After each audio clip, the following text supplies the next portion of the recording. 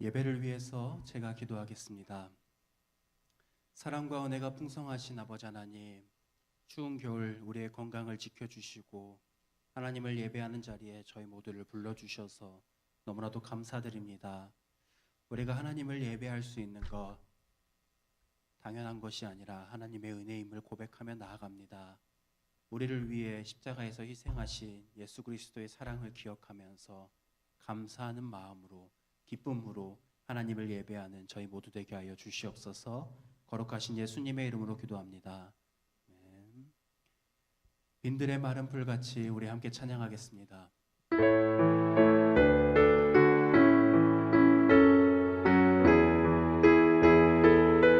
함께 찬양합니다. 빈들의 마른 풀같이 시들은 나의 영혼, 주님이 약속한 성령 간절히 기다리네. 가물어 메마른 땅에 담비를 내리시니 성령의 담비를 부어 새 생명 주옵소서. 한가운 빗소리 들려 산천이 춤을 추네. 봄비로 내리는 성령 내게도 주옵소서. 가물어 메마른 땅에 담비를 내리시니 성령의 담비를 부어 새 생명 주옵소서. 절 따라 우러르내려 조목이 무성하니 갈급한 내 심령 위에 성령을 부으소서. 가물어 메마른 땅에 담비를 내리시니 성령의 담비를 부어 새 생명 주. 가물어 메마른 땅에 담비를 내리시니 성령의 담비를 부어 새 생명 주옵. 참되신 사랑의 언약 어길 수 있사오랴. 오늘의 흡족한 은혜 주실 줄 믿습니다. 가물어 메마른 땅에 담비를 내리시니 성령의 담비를 부어 새 생명 주어. 가물어 메마른 땅에 담비를 내리시니 성령의 담비를 부어. 우리 1절 다시 한번 찬양하도록 하겠습니다. 빈들의 마른 풀같이 빈들의 마른 풀같이 시들은 나의 영혼, 주님이 약속한 성령 간절히 기다리네. 가물어 메마른 땅에 담비를 내리시니 성령의 담비를 부어. 우리 마지막으로 고백합니다. 가물어 메마른 땅에 담비를 내리시니 성령의 담비를 부어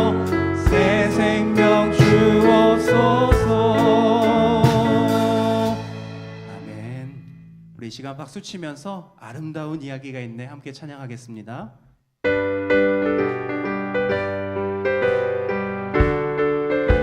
우리 함께 찬양합니다. 아름다운 이야기가 있네. 구세주의 사랑 이야기.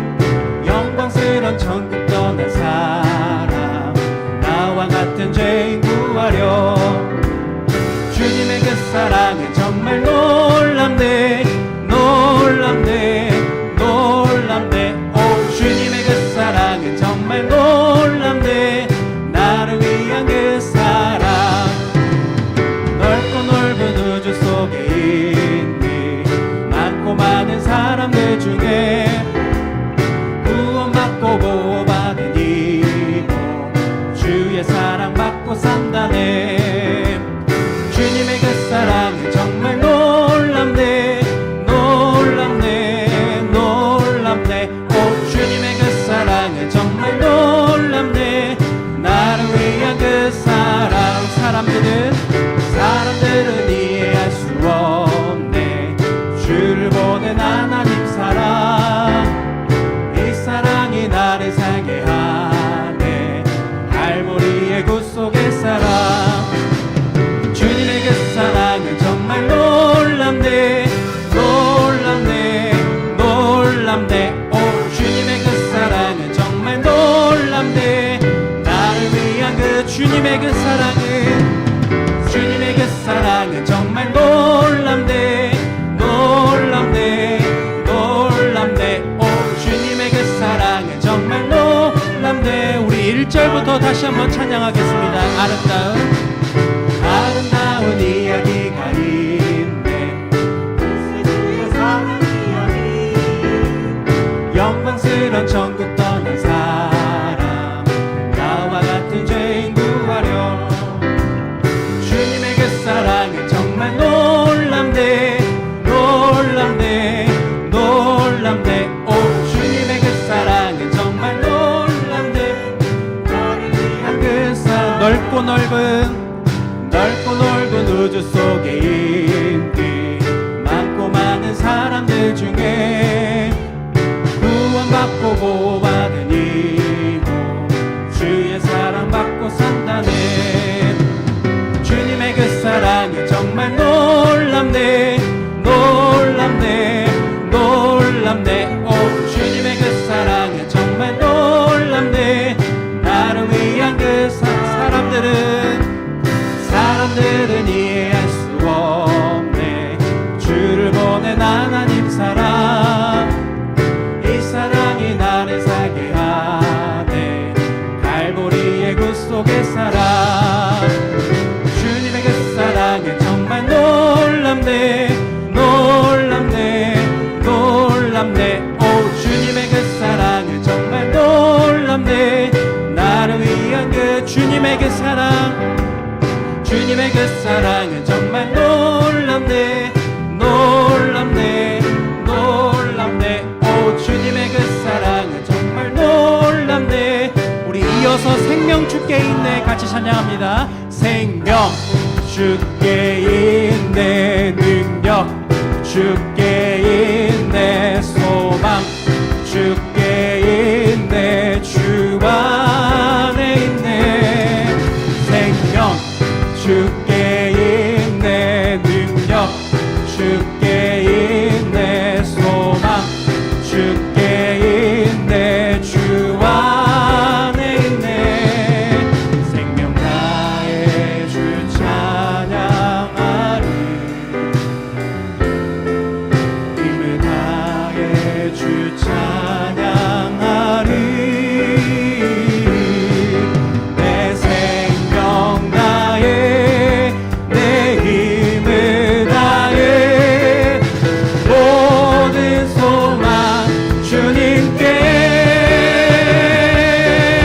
생명 주께 있네. 능력 주께 있네. 소망 주께 있네. 주와 생명 주께 있네. 생명 주께 있네. 능력 주께 있네. 소망 주께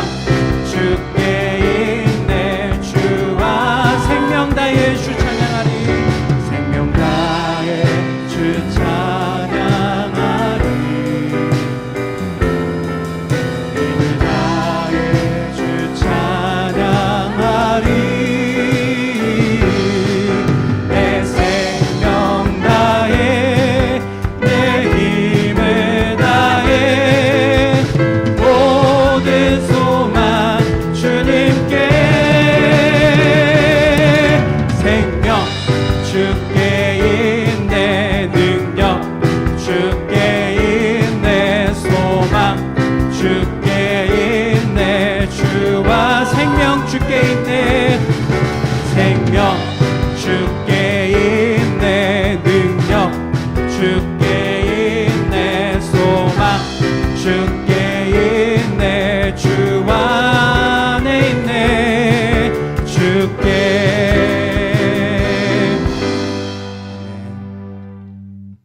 우리 시간 하나님의 부르심 같이 찬양하며 나아가겠습니다.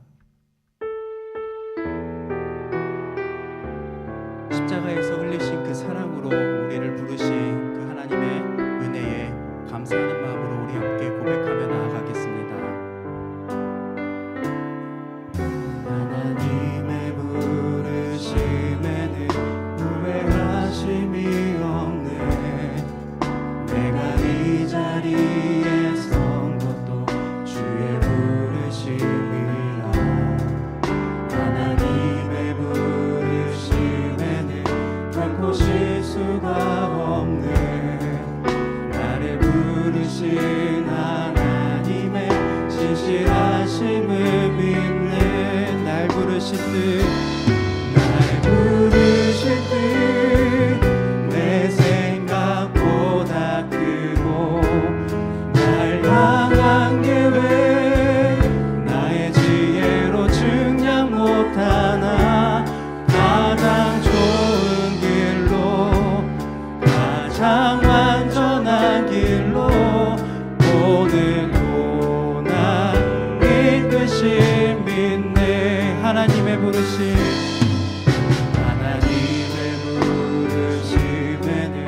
후회하심이 없네.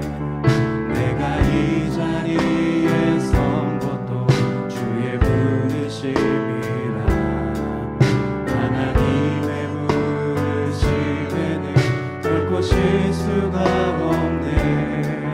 나를 부르신 하나님의 신실하심을 믿네. 날 부르신 뜻 내 생각보다 크고 날 향한 계획 나의 지혜로 증량 못하나 가장 좋은 길로 가장 완전한 길로 오늘도 난 이끄심. 날 부르신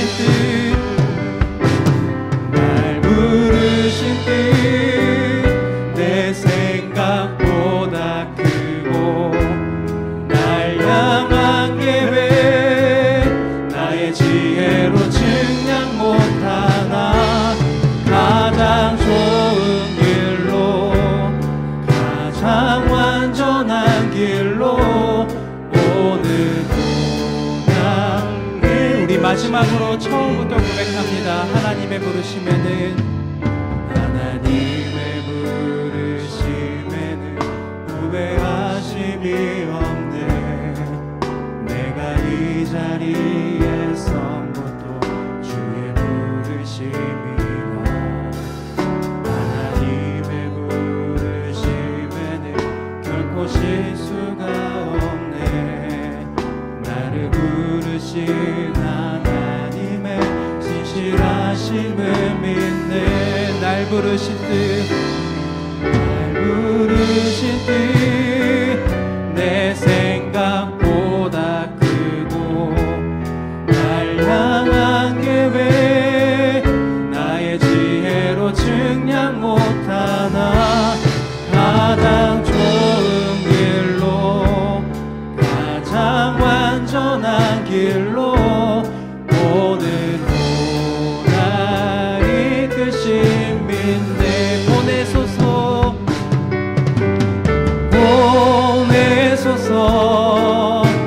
시련이 찾아올 때도 주님의 눈물 기억하게 하소서.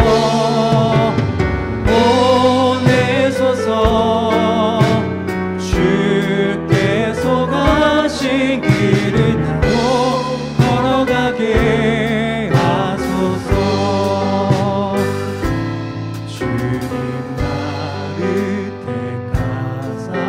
잃어버린 자에게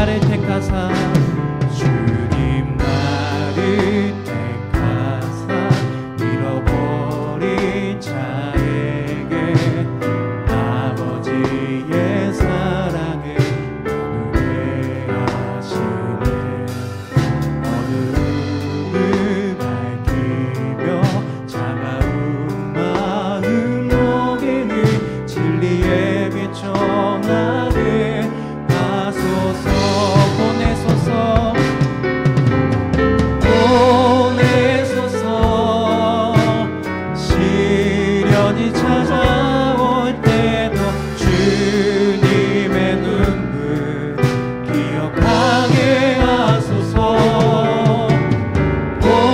보내소서. 주께서 가신 길을 나도 걸어가게 하소서. 성령으로 임하사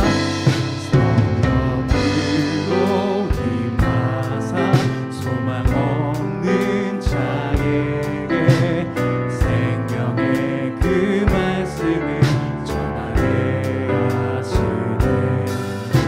자 없는 양같이 가난하는 저들에게 주의 사랑 전하게 하소서.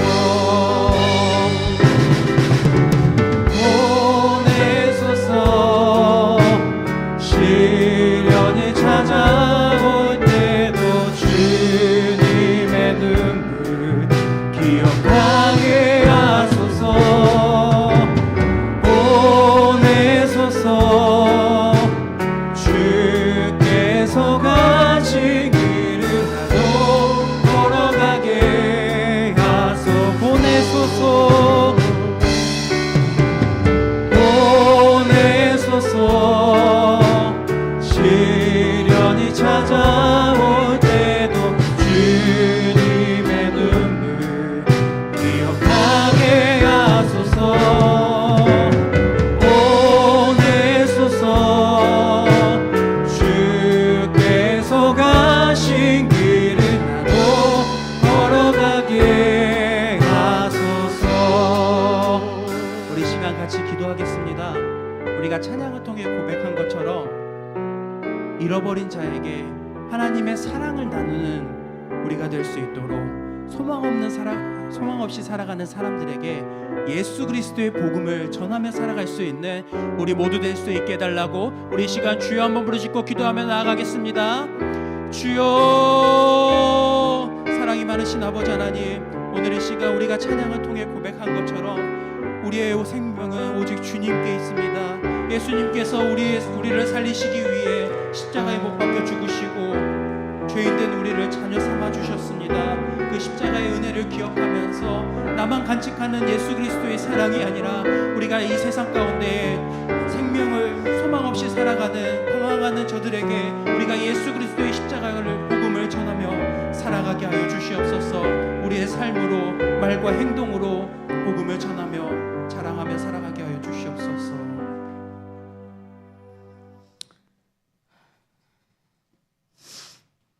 여호와의 인자하심은 자기를 경외하는 자에게 영원부터 영원까지 이른다고 하셨습니다. 하나님 아버지, 오늘 하루를 여시고 호흡할 수 있게 하심을 감사합니다. 주님 앞에 예배드리고 찬양할 수 있음을 감사합니다. 늘 주님을 바라본다고 입술로 고백하지만 저의 연약함에 무너질 때가 많습니다. 말씀을 붙잡고 기도하는 삶이 지속될 수 있도록 인도하시길 원합니다. 은혜의 말씀으로 오직 여호와를 앙망하는 자는 새 힘을 얻으리니 독수리가 날개치며 올라감 같을 것이요 다른 박질하여도 곤비치 아니하겠고 걸어가도 피곤하지 아니하리로다 라는 말씀을 주셨습니다. 주님의 말씀이 힘이 되고 살아갈 수 있는 능력이 되게 하시길 원합니다. 교회 안에서의 연합이 성도와의 교제 속에서 많은 도움을 받습니다. 목장 모임의 소중함과 성가대에서 주님을 찬양하는 것이 저의 기도가 될 수 있도록 함께 하시길 원합니다. 연약한 지체들을 붙들어 주시고 병마에 힘들어하는 지체를 강하게 붙들어 주시고 목사님의 말씀에 언제나 집중하여 순종하며 나갈 수 있도록 도우시길 바랍니다. 여호와의 인자하심은 자기를 경외하는 자에게 영원부터 영원까지 이른다고 하셨습니다. 언제나 사랑과 은혜를 주시며 소망을 가지고 살아갈 수 있게 하시는 주님께 감사하며 협력하여 선을 이루는 성도가 되기를 원합니다. 강하고 담대하게 길을 걸어갈 수 있도록 힘주시길 바라며 생명 되시는 주님을 의지하며 예수 그리스도 이름으로 기도합니다. 아멘.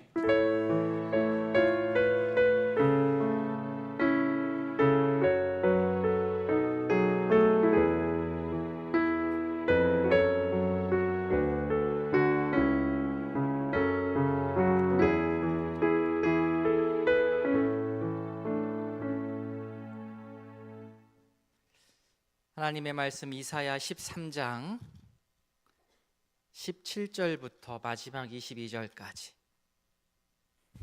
구약성경 983면입니다.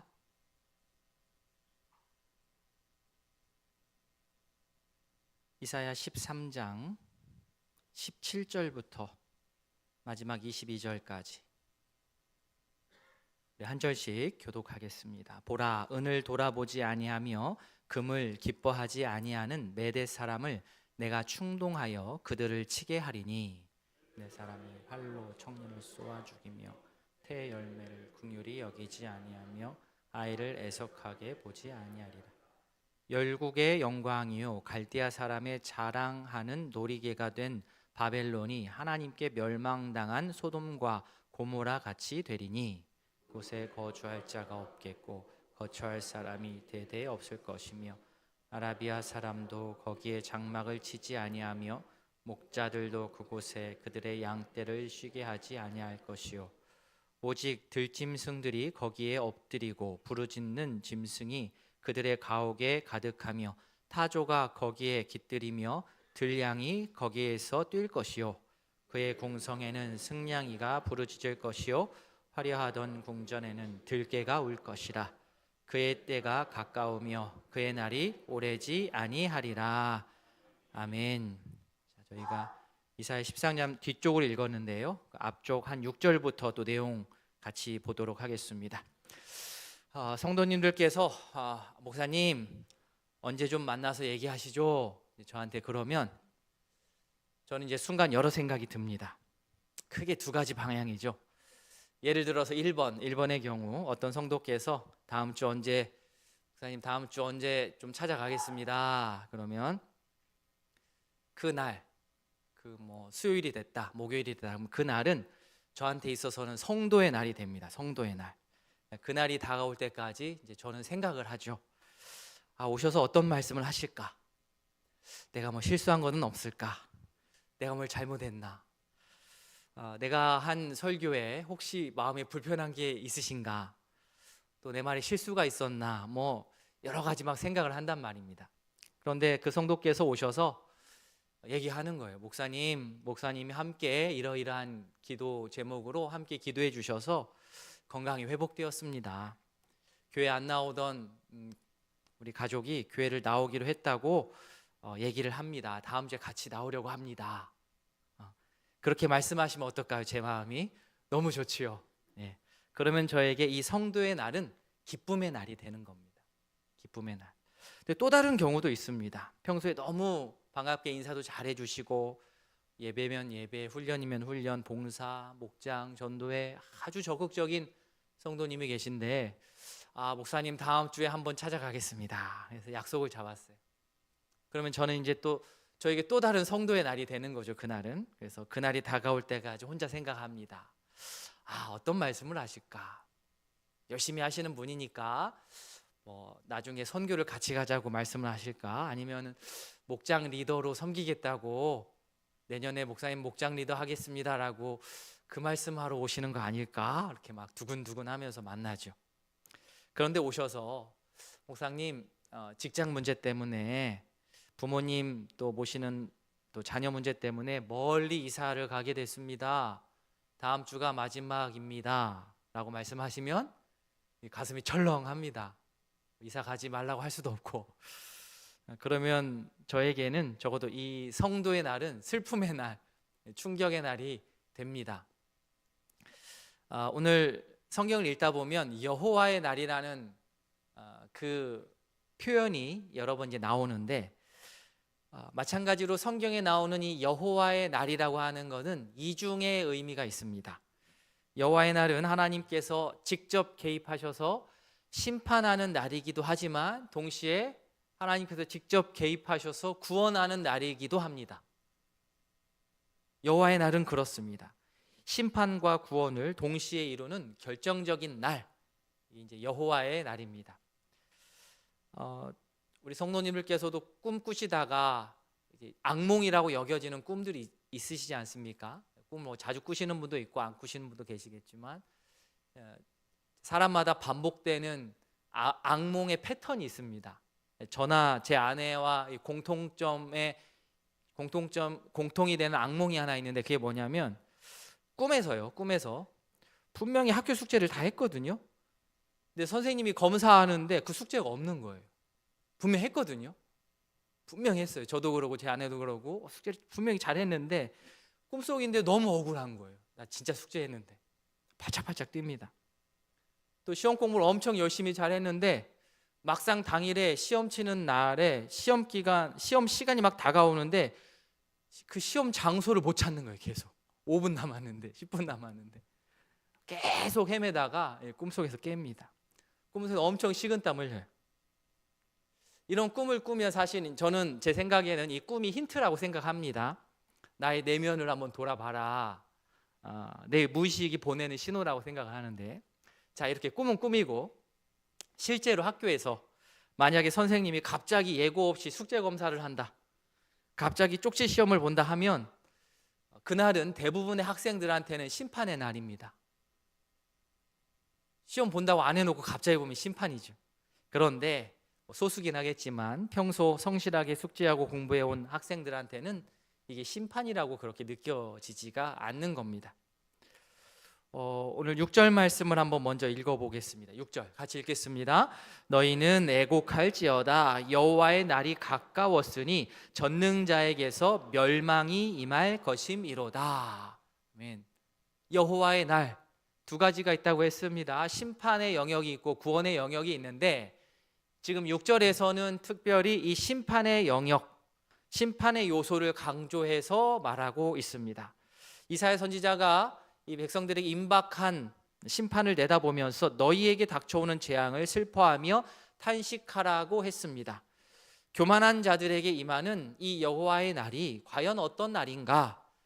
오늘 본문에서는 크게 한 3가지 정도로 이 여호와의 날에 대해서 얘기를 하는데, 자, 첫 번째 여호와의 날은 어떤 날이냐? 슬픔과 공포의 날입니다. 6절에 나오는 이 전능자, 말 그대로 전능, 모든 것을 할 수 있다, 모든 것을 할 수 있는 자입니다. 전능자의 능력이 세상에 드러나는 시간이 다가오면 다가올수록, 임박하면 임박할수록 사람들의 손은 힘이 풀려버리고 마음이 녹을 것입니다. 7절과 8절, 그러므로 모든 손에 힘이 풀리고 각 사람의 마음이 녹을 것이라. 그리 놀라며 괴로움과 슬픔에 사로잡혀 해산이 임박한 여자같이 고통하며 서로 보고 놀라며 얼굴이 불꽃 같으리로다. 우리도 가끔 이런 표현 하지 않습니까? 맥이 탁 풀린다. 아우, 맥이 탁 풀렸어. 너무 충격을 받으면, 너무 힘들면 탁 맥이 풀리죠. 여호와의 날을 맞이하면 그렇게 된다는 겁니다. 넋을 잃습니다.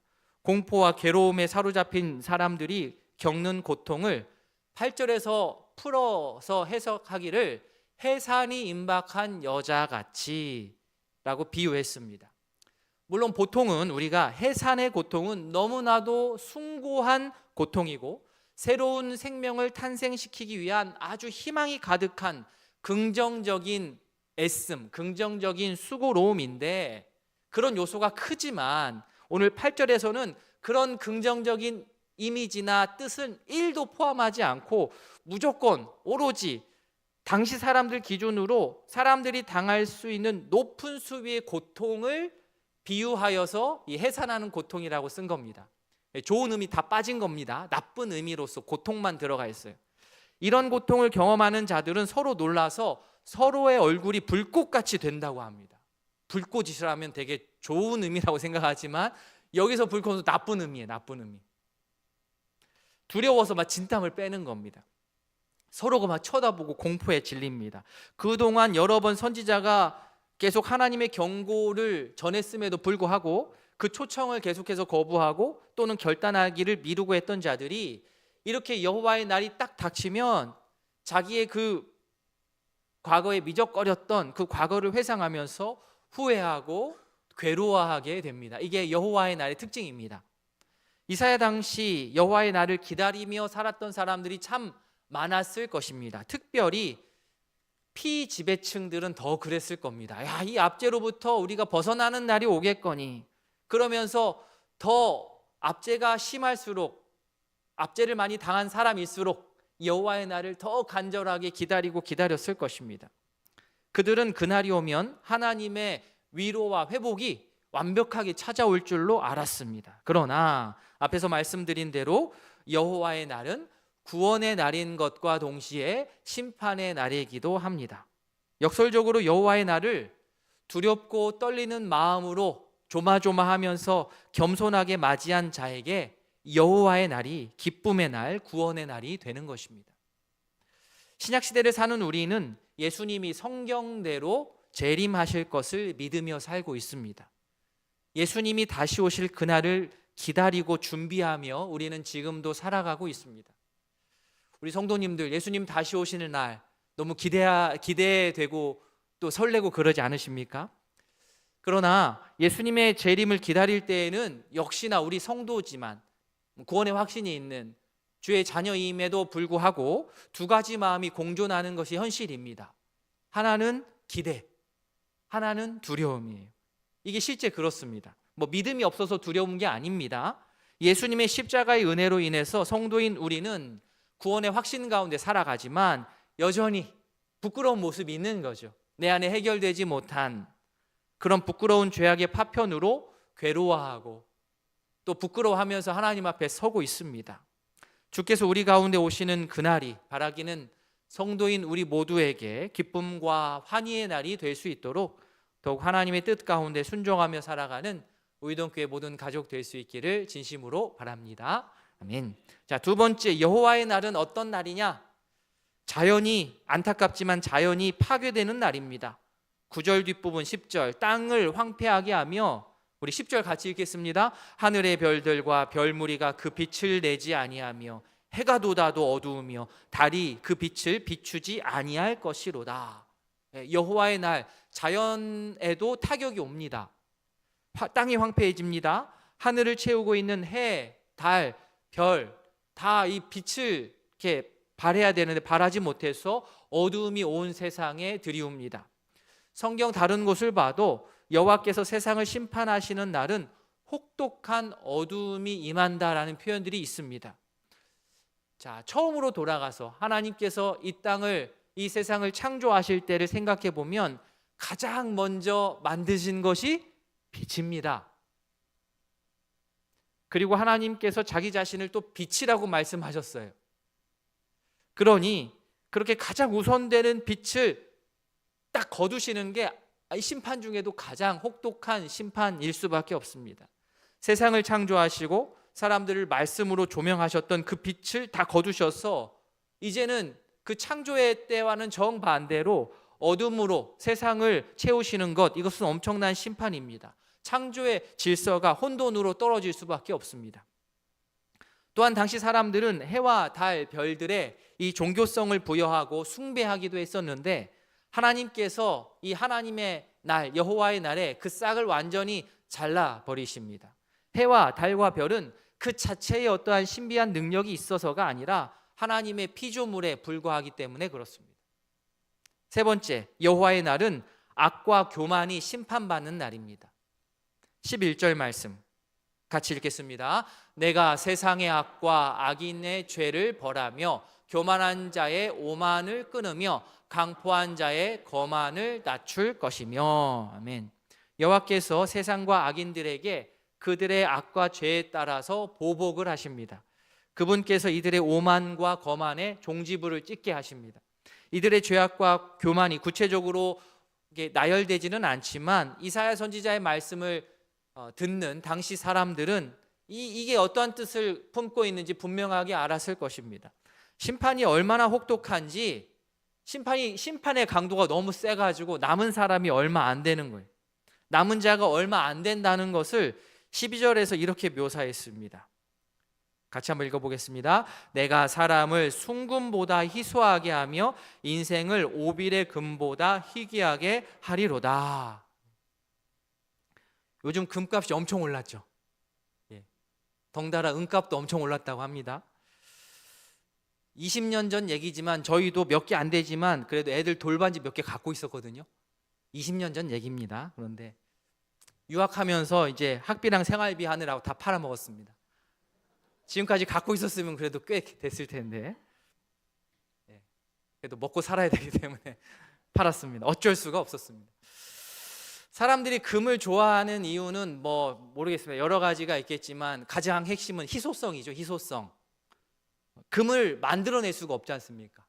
그죠? 뭐 역사 속에서 금을 만드는 시도들이 많이 있었지만 아직 금 만든다는 소식은 못 들은 것 같아요. 양이 정해져 있습니다. 그래서 희소하죠. 화폐는, 돈은 계속 찍어낼 수 있지만 금은 그렇지가 않습니다. 그래서 이 금의 희소성, 희소한 속성을 빗대어서 이사야 선지자가 이 심판의 혹독함을 비유로 표현했습니다. 그러니까 심판 이후 살아남은 자들이 세상에서 가장 진귀한 금보다 더 귀할 정도로 거의 모든 사람들의 목숨이 끊어질 것이다. 무서운 말입니다. 금이 이 순금이 너무나도 희귀한데 하나님의 심판에 살아남은 자는 이 희귀한 금의 양보다도 더 적을 것이다. 예, 당시 사람들한테 아주 이렇게 각인이 확 될 정도의 비유로 얘기를 한 겁니다. 이날은 여호와의 분노가 타오르는 날로 13절과 같이 그분의 진노로 하늘과 땅이 흔들립니다. 그때 사람들은 쫓기는 노루처럼 모으는 이 없는 양처럼 흩어지고 도망할 것입니다. 14절에 그들이 쫓긴 노루나 모으는 자 없는 양같이 각기 자기 동족에게로 돌아가며 각기 본향으로 도망한다. 여기서는 노루가 나오고 또 양이 나옵니다. 노루는 사람의 눈이 있으면 도망가는 동물이라고 합니다. 또 반대로 양은 목자의 눈이 없으면 흩어지는 동물이라고 합니다. 뭐 이유는 다르지만 그렇죠. 즉 어떤 사람은 하나님을 원수로 보고 도망하는 무리가 있고 또 어떤 이들은 목자로서 하나님을 잃어버려서 떠나는 그런 경험을 하게 됩니다. 이렇게도 잃어버리고 저렇게도 잃어버리고. 그러나 아무리 정신없이 도망쳐도 완벽하게 도망칠 수가 없습니다. 점령군의 피에 굶주린 창과 칼을 피하지를 못합니다. 15절에 나오듯이 그죠? 만나는 자마다 창에 찔리고 잡히는 자마다 칼에 엎드려집니다. 전쟁에는요 윤리 따위, 특히 고대에는 전쟁의 윤리가 어디 있습니까? 아이들 향해서도 뭐 예외가 없습니다. 16절에 어린 아이들은 그들의 목전에서 메어침을 당한다 이렇게 나오거든요. 그냥 뭐 문학적으로 메어침을 당한다 이렇게 말하는 게 아니고 실제로 그렇죠? 창과 칼을 들지 못하는 아이들도 이 적군한테는 예외도 안 됐다는 거예요. 이 당시에는 실제 고대에 아이들을 자루에 넣어가지고 바위에 내리쳤다고 하는데 상상만 해도 소름이 돋을 정도입니다. 여호와의 날에 하나님의 심판에 떨어진 자들의 운명은 전쟁에 패하고 함락당한 주민들이 당했던 아주 처참한 운명과도 같습니다. 자, 마침내 그래서 17절에서 이렇게 바벨론을 쭉 제가 말씀드렸던 여호와의 날에 대해서 바벨론을 거의 초토화시키는 이 맹렬한 군대가 과연 그럼 누구냐? 17절 같이 읽겠습니다. 보라, 은을 돌아보지 아니하며 금을 기뻐하지 아니하는 메대 사람을 내가 충동하여 그들을 치게 하리니. 자, 바로 메대입니다. 메대. 원래 메대는 주전 7세기경에 왕국의 기초를 세우고 바벨론하고 함께 아수르를 멸망시켰던 나라였는데 바벨론하고 동맹이었습니다. 원래는. 그런데 이후 독자적으로 커가지고 동맹을 맺었던 바벨론을 공격해서 아주 심각한 타격을 입힌 나라가 바로 메대입니다. 메대가 왜 무섭냐면 잔인하기 때문입니다. 어느 정도 야비하고 잔인한가 하면 보통은 일종의 전쟁 배상금 뭐 이런 것들을 좀 주면 전쟁을 막 세게 하지 않습니다. 그냥 너무나 이렇게 잔인하게 하지 않는 그런 일들이 있는데 메대는 돈이 안 통해요. 돈을 주면 야 좀 살살하자, 넘어가자, 우리 항복할게, 죽이지는 마라. 이게 어느 정도 돼야 되는데 은과 금을 싫어하는 사람들이 있을까 싶은데 이들이 바로 그렇습니다. 합의금을 아무리 많이 준다고 해도 합의를 안 해주는 거예요. 합의 안 봐요. 그 예로 18절에 메대 궁수들이 나옵니다. 그들은 청년, 임산부 뱃속의 태아, 어린이도 불쌍하게 여기지 않고 가차없이 화를 날려 죽입니다. 돈으로도 막을 수가 없고 또 불쌍한 마음을 일으켜서 좀 긍휼을 얻을까 했던데 그것도 안 통하고 그 잔인함을 막을 수 있는 방법이 없습니다. 그래서 메대가 무섭습니다. 결국 열국의 영광이었고 갈대아 사람들의 자랑하는 놀이기였던 바벨론이 멸망할 것입니다. 마치 하나님께 멸망당한 소돔과 고모라와 같이 멸망합니다. 그냥 좀 타격 입은 정도가 아니라 완벽하게 바닥까지 멸망해 버립니다. 회생이 불가능할 정도로. 그런데 당시에 이 말씀이 전해질 당시에 바벨론이 워낙 잘 나갔기 때문에 바벨론이 설마 그렇게 될까? 그렇게 망한다고? 라고 생각을 했는데 소돔과 고모라처럼 될 것이다 라고 분명하게 이야기합니다. 메대가 멸망시킨 이 바벨론은 다시 회복하지 못하고 황무지가 될 것입니다. 어느 정도로 황무지가 되느냐? 20절, 그곳에 거주할 자가 없고 거처할 사람이 대대에 없을 것이며 아라비아 사람도 거기에 장막을 치지 않고 목자들고 그곳에 그들의 양떼를 쉬게 하지 않는다. 유목민 아라비아 사람들도 이 폐허가 된 바벨론에는 천막도 안 친답니다. 목자들이 양, 동물들 꼴을 먹이기 위해서 양떼를 그곳에도 데리고 올 수조차 없는 그 정도로 황폐한 거. 사람이 못 사는 정도가 아니라 이 양들도 풀을 뜯을 수 없을 정도로 파괴되는 거예요. 목초지로도 사용할 수 없을 정도로 황폐해진다. 그렇게 수많은 사람이 살면서 화려함과 그 큰 규모를 자랑했던 바벨론이 이제는 그저 들짐승의 거처가 되어버립니다. 22절, 그의 궁성에는 승냥이가 부르짖을 것이요 화려하던 궁전에는 뭐요? 들깨가 올 것이다. 사실 화려하던입니다. 그죠? 옛날에 화려했던, 지금 화려할 수가 없겠죠. 그의 때가 가까우며 그의 날이 오래지 아니하리라. 화려한 궁전, 옛 화려한 궁전에는 이제 들깨의 울음소리만 남습니다. 바벨론이 이렇게 될 줄을 누가 상상이나 했겠습니까? 그러나 그렇게 됩니다.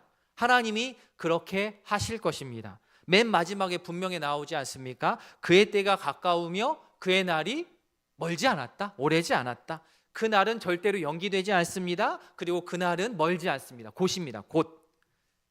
자, 오늘 말씀을 통해서 우리는 바벨론의 끝을 이사야의 시각을 통해서 미리 내다봤습니다. 하나님께서 가장 견디지 못하시는 것이 교만입니다. 교만. 하나님의 자리로 올라서는 교만. 그리고 다른 사람을 업신여기면서 다른 사람을 밟고 올라서는 교만. 이 교만을 하나님께서는 진짜 싫어하시고 가만 놔두지 않습니다. 그런데 바벨론이라는 제국이 딱 그 일을 하는 겁니다. 덩치가 커지면 커질수록 그 큰 덩치를 유지하려고 하다 보니까 어떻게 해요? 다른 나라를 침공해야 되고 다른 나라를 식민지 삼아서 자국의 이득을 얻기 위해서는 착취를 할 수밖에 없는 겁니다. 덩치를 키우면 그렇게 됩니다. 다른 나라를 정복하고 지배해서 자국의 평안을 누리고 자유를 누리는 나라는 하나님 나라하고는 상관이 없는 나라입니다. 비록 지금 너무나도 잘 나가는 강대국처럼 보일지 몰라도 역사 속에서 그 제국은 결국 망할 것입니다. 하나님이 없는 번영의 끝은 분명하게 망합니다. 하나님 없는 번영에는 분명한 끝이 있습니다. 하나님의 철저한 심판이 기다리고 있습니다. 역사를 봐도 그렇고 지금 세계가 돌아가는 것을 봐도 그렇고 그렇습니다. 규모를 계속 늘리고 규모를 자랑하고 자기가 가지고 있는 많은 돈과 자기가 가지고 있는 많은 무기와 군사력을 자랑하면 얼핏 정말 센 것처럼 보이고 잘 나가는 것처럼 보여도 결국에는 성경의 말씀에 비추어서 우리가 예견한다면 그럼 어떻게 된다고요? 마지막에 망하는 거예요. 저도 미국에서 거의 10년 가까이 산 사람이기 때문에 나름 미국 친화적인 사람이라고 할 수 있습니다만 지금 미국의 정부의 이 모습은 저는 오늘 말씀 보면서 미국이 생각났어요. 바벨론 제국과 다를 바가 없어 보입니다. 지금 시대가 어느 시대인데 무력으로 다른 나라 땅을 막 차지하려고 듭니까? 지금 시대가 어느 시대인데 무력으로 불공정한 무역을 막 강제하고 막 빼앗습니까? 우리나라가 지금 힘을 키우고 군사력을 키워야 되는 이유는 우리나라가 뭐 제국이 되어서 온 세상을 주무르기 위한 그런 의도가 아닙니다. 이런저런 바벨론과 같은 제국의 압제에서 우리가 견뎌내야 되기 때문에 국력을 키워야 된다라고 하면서 뭐 믿는 사람이건 안 믿는 사람이건 대한민국 국민들은 함께 마음을 모아서 열심으로 또 일하면서 또 나라를 세워가는 것 아니겠습니까? 분명 이 규모가 주는 편리함이 존재합니다. 덩치가 커지면 편리한 것이 있어요. 그러나 그 규모의 논리에 나도 모르게 함몰이 되어버리면 우리 역시 오늘 말씀에 나오는 바벨론적인 사고에 물이 들어가지고 나도 모르게 내 편리함을 위해서 다른 사람을 희생시키는 거죠. 이웃을 압제하고 착취하는 일을 나도 모르게 범행을 그렇게 저지를 수 있게 됩니다. 교회도 마찬가지입니다. 교회가 규모를 자랑하기 시작하면 그것은 망하기 시작한 것으로 보시면 됩니다. 오해하지 마십시오. 우리 교회가 부흥하지 말자는 말 아닙니다. 뜨끔하셔가지고 목사님 엉뚱한 생각하시냐? 그 얘기 아닙니다.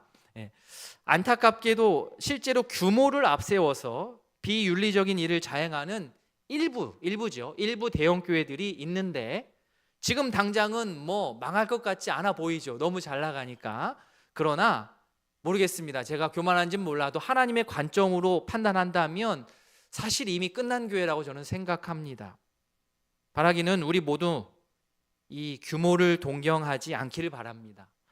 하나님께서 허락하시는 성경적인 부흥을 우리 성도님들은 꿈꾸셨으면 좋겠습니다. 언제나 겸손하게 규모의 논리가 아닌, 힘의 논리가 아닌 복음의 논리로 우리 가정과 교회와 우리나라를 잘 세워 나아가는 우이동교회 모든 성도님들 되시길 진심으로 소망합니다. 아멘. 말씀을 기억하면서 우리 기도하는 시간 갖겠습니다.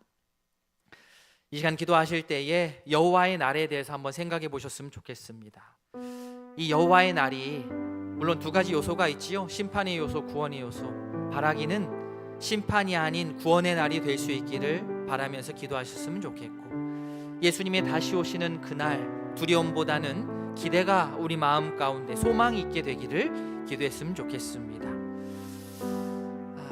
이 땅에서 살아가다 보면 돈의 힘, 규모의 힘, 또 크기의 힘, 그것들로 인해서 우리가 주눅들 수 있는데 그것을 부러워하지 않았으면 좋겠습니다. 바벨론과 같은 제국의 길을 나도 걷지 않아야 되겠고, 우리 가정도 걷지 않아야 되겠고, 우리 교회도 걷지 않아야 되겠고, 우리 나라도 그 제국의 길을 부러워하면서 걷지 않아야 됩니다. 하나님 없이 이룬 번영을 부러워하지 않는 그러한 똑바른 신앙, 믿음이 나에게 있기를 바란다고. 이거 기도하지 않으면 까딱하면 넘어갑니다.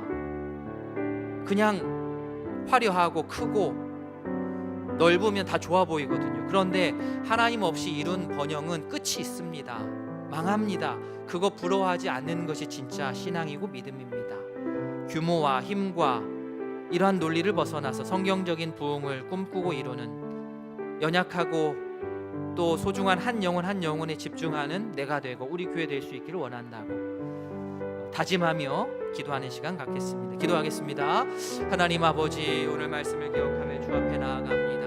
아버지, 오늘 여호와의 날에 대해서 우리가 배웠습니다. 너무나도 끔찍하고 너무나도 무서운 날이 아닐 수 없습니다. 아버지여, 아버지, 그러함에도 불구하고 우리가 그 날을 소망하며 희망적으로 품고 나아갈 수 있는 것은 오직 하나님의 은혜를 붙들고 사는 우리들 마음입니다. 아버지여, 심판이 아닌 구원의 날이 될 수 있도록 주의 은혜를 더하여 주시옵소서. 아버지여, 심판이 아닌 구원의 날로 우리에게 다가올 수 있기를 원합니다. 깨어서 말씀 붙들고 살아가게 하시고, 특별히 예수님의 다시 오시는 그날이 우리에게 두려움이나 공포가 아니라 기대가 되기를 원합니다. 아버지여, 이렇게 화려하고 빠른 이 세상 가운데에 우리가 그 화려함과 규모에 억눌려서 그것들을 막연하게 바라고 동경할 때가 얼마나 많은지요. 주님, 하나님 없이 이룬 번영을 구원할 수 있는 그러한 신앙과 믿음이 있기를 소망합니다. 쉽지 않습니다. 주님, 우리 가운데 성경적인 그런 기준이 없으면 우리 또한 우리 마음을 빼앗길 것입니다. 아버지, 규모와 힘의 논리를 벗어나서 성경적인 부흥을 꿈꾸고 이루는 우이동교회 되길 원합니다. 우리 각 가정이 되길 원합니다. 주여, 말씀을 우리 마음 가운데 심어주시옵소서. 아버지여, 주시옵소서.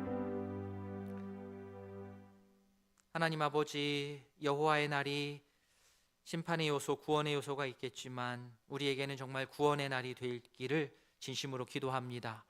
두렵고 떨림으로 그 날을 준비하며 살아가는 백성이 되게 하시고, 예수님께서 다시 오시는 그날이 우리에게 두려움이 아닌 기대와 희망과 또 꿈이 되는 그러한 성도 될 수 있도록 은혜를 더하여 주시옵소서. 이 세상을 살아가다 보면 화려함과 규모에 압도당할 때가 참으로 많습니다.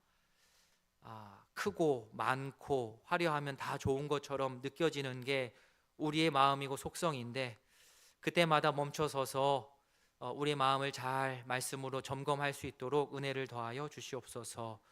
바벨론과 같은 그러한 제국의 길을 걷지 않도록 하나님의 말씀으로 우리 자신을 돌아보게 하시고, 그리하여서 하나님 없이 이룬 번영을 보고 막연하게 부러워하지 않도록 우리 마음 가운데 말씀의 기준이 잘 서게 하시고, 하나님 없이 이룬 번영의 마음 뺏기지 않도록 우리에게 굳건한 믿음 허락하여 주시옵소서. 세상의 규모와 힘의 논리에 휘말리지 않도록 주님 우리를 붙들어 주시고, 성경적인 부흥을 꿈꾸고 또 이루어 나아가는, 그리하여서 작은 자 한 사람 한 사람에게, 연약한 자 한 사람 한 사람에게 하나님의 마음이 있는 것처럼 우리 마음이 있어서 정말 주께서 원하시는 진정한 공동체, 또 성경적인 부흥과 또 하나님께서 원하시는 공동체의 모습을 이루어가는 우이동교회 모든 성도들 될 수 있도록, 우이동교회 될 수 있도록 은혜를 베풀어 주시옵소서. 감사드리며 예수님의 이름으로 기도합니다. 아멘.